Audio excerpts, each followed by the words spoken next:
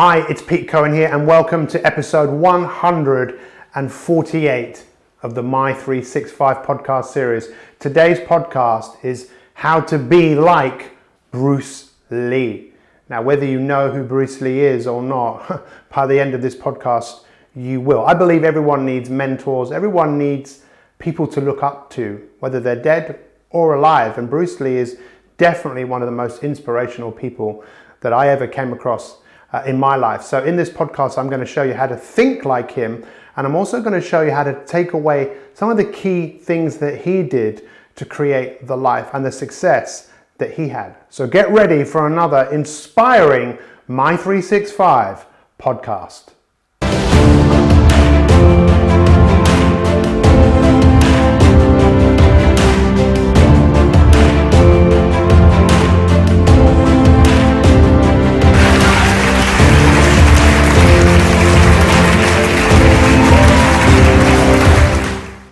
Welcome to episode 148 of the My 365 podcast series. Today's podcast, how to be like Bruce Lee. So who was Bruce Lee? Well, what I don't want to do in this podcast is to give you a history lesson about who he was.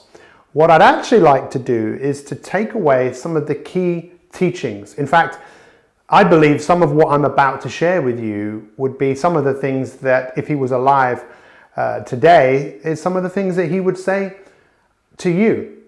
I personally believe that everybody needs people to look up to. Now, when many people think of Bruce Lee, they think of him as a martial artist. And one thing you could definitely go and do is go away. There's many documentaries on him, and I would seek out some of them and watch and see what you can take away from him, because he was so much more than just a martial artist. He was probably one of the best martial artists that has ever walked the face of the earth, but he was much more than that. He was a philosopher. Yes, he was an actor and a director and a photographer, but he was a philosopher, and he wanted to help people, and that's exactly what I want to do. I want to help you to be the very best that you can be, and that's what this My 365 podcast is all about. It's about inspiring people to be better than their best every single day. It's also about making people realize, look, your future is unwritten, and you've got the power to change.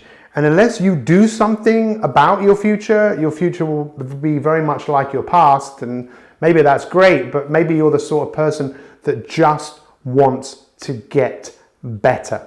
So I want to share with you right now some of the key things that Bruce Lee became hugely aware of. And one of them was about what you were working towards.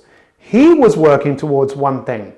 It's what Abraham Maslow called self-actualization, to be who you're really truly capable of being. In fact, the other day we watched the film called The Greatest Showman. It's a musical. I'm not normally a fan of musicals, but I must admit, it's a beautiful film, and it's based, I think, loosely on a true story. And I love this line in the film. There was a guy that basically grew up from a very humble family, and his father didn't have very much. His father passed away, and it's not that he had a chip on his shoulder. It was more that he wanted to be more than he was, and that was one of the lines he said. He said, "I just wanted to be more than what I was." And this is where I think so many of us go wrong, because then we start comparing ourselves to other people, and then often nothing is ever enough. What Bruce Lee realized is that to be who you really are is about addressing the greatness that lies within you and what you're capable of doing. So his key message was focus on self-actualizing and not self-image. For him, self-image is where you compare yourself to other people. And if you do that, you always fall short. In fact, Bruce Lee mastered this so much, his own self-actualizing, and to really work on his strengths, that he became so good at what he does. And this is what this is all really about. For you to be like Bruce Lee, it's to really work on mastery.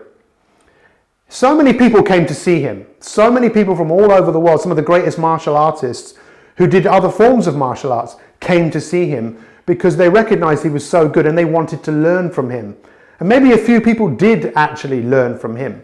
But so many people came to him because they wanted him to reveal the secrets. They almost wanted him to make their life better.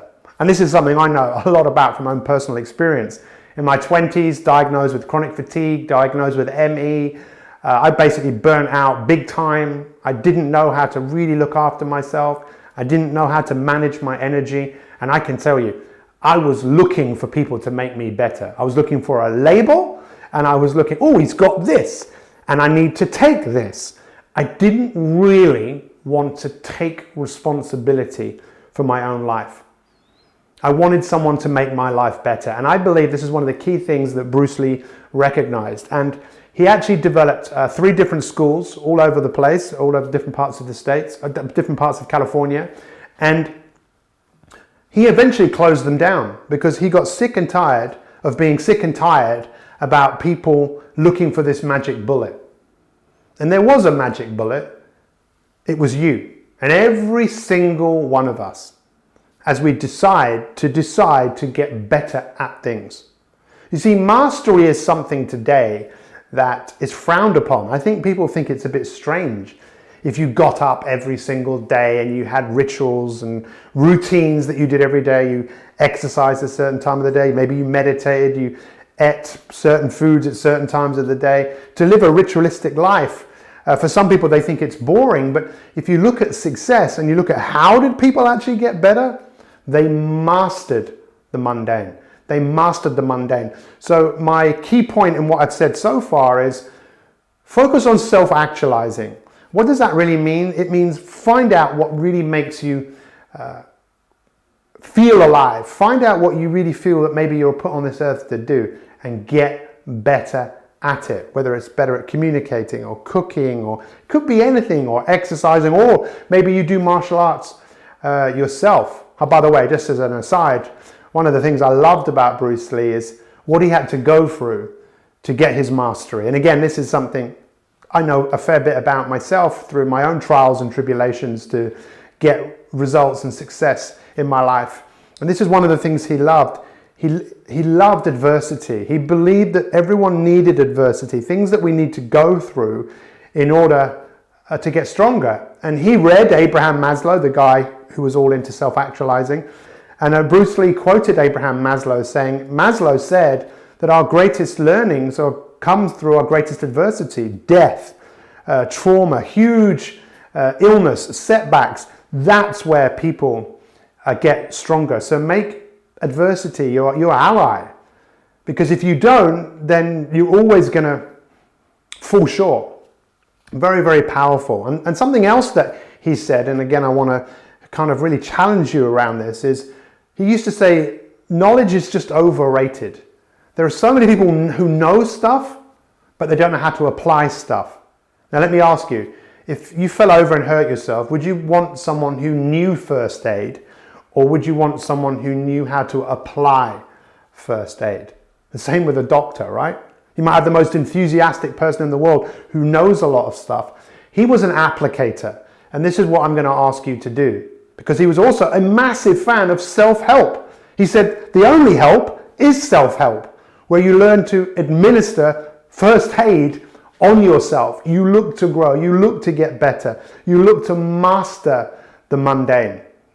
And I love the way that he overcame so much adversity, because there were so many things he was told not to do, but he had the burning desire to do it. So he had a burning desire to teach martial arts to all races, but he was told not to do that. He said, you must never do that. In fact, he was challenged by another Oriental person who came from another school or the same school of martial arts that Bruce Lee was teaching. And basically the battle was, if you lose to this man, you must stop teaching. And Bruce Lee agreed to it. But of course, he actually humiliated the person he was beating, and was then allowed, supposedly, to continue to do what he loved doing, which was teaching people to master themselves. And one of the greatest forms of mastery definitely has to be health, and has to be well-being. So another bit of adversity that he went through is that he wasn't prepared particularly well, and he was training one particular day, and he lifted a weight that was way too strong, and he did some serious damage to his spine, and he was told he'd probably never kick again, and basically he didn't really move very much for 6 months. And rather than he had to deal with the reality of the situation that he was in.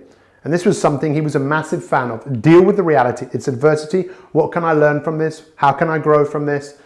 And he loved to read. He believed that we all need to read, that we need to feed our brains just like we feed our bodies. And he read so many great books. But one of the books that he read that I am a massive fan of and have taught the teachings of this book myself, Think and Grow Rich. And Think and Grow Rich was based on 500 interviews of the most successful people that have ever walked the face of the earth, or at least some of them. Henry Ford, Thomas Edison, Alexander Graham Bell, pioneers of thinking. And the author spent all these years interviewing and speaking to them. And if you read the book, you really get an opportunity to learn about what makes people successful. And of course, Bruce Lee read this. And when it came to the bit about write down something that you want, and every single day, and also talk about something you want, but what you're prepared to sacrifice, what you're prepared to give for it. And go away and Google this. Google Bruce Lee, Think and Grow Rich, and you can come across this one-page thing that he wrote. In fact, my father-in-law, who loves Bruce Lee, showed me this thing that Bruce Lee actually wrote and read every single day.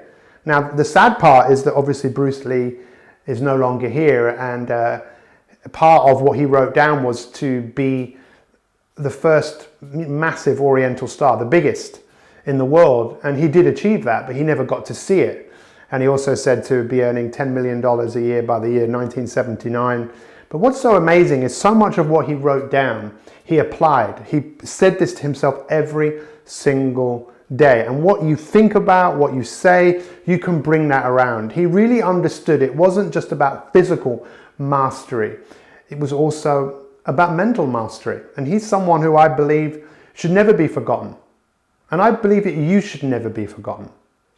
I heard a colleague of mine say recently that, the legacy of your life should be that you leave an imprint.